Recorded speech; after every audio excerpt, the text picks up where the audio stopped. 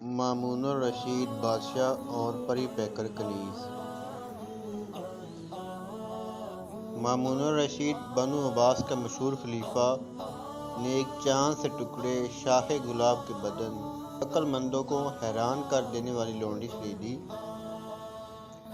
اور جب اس کے قریب ہوا تو اس نے نفرت کی، اپنے آپ کو بادشاہ کے حوالے کرنے سے انکار کر دیا۔ پہلے تو بادشاہ غصے کی وجہ سے بادشاہ نے چاہا کہ اس کو تلوار سے 2 ٹکڑے کر دوں، پھر سنبھل گیا اور اس کی نفرت کا سبب پوچھا۔ کنیز نے کہا، تو میرے ٹکڑے کر یا زندہ رکھ، میں تیرے ساتھ نہیں بیٹھ سکتی، کیونکہ تلوار سے تو میں ایک ہی بار مر جاؤں گی، مگر تیرے منہ کی بدبو مجھے ہر لمحہ موت سے بڑھ کر تکلیف دے گی۔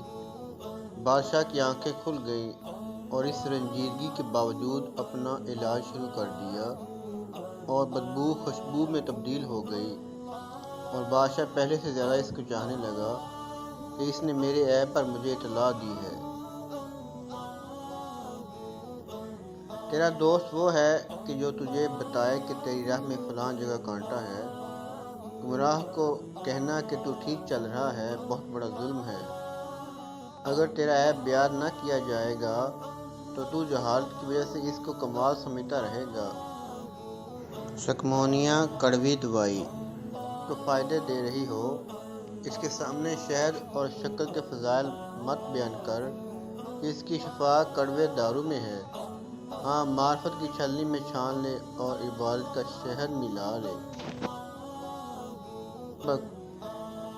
کبھی خوش طبع شیریں مزاج دوستوں سے بد مزاج شخص بہتر تنبیہ کرتا ہے۔ اگر عقل مند ہے تو غصے میں آنے کی بجائے ہمت سے کام لے گا اور اپنی اصلاح کرنے کی کوشش کرے گا۔ اہل عرب کہتے ہیں، یعنی عقل مند کو اشارہ کافی ہے، کم عقل اور بیوقوف کو کتابوں کا بوجھ بھی فائدہ نہیں دے سکتا۔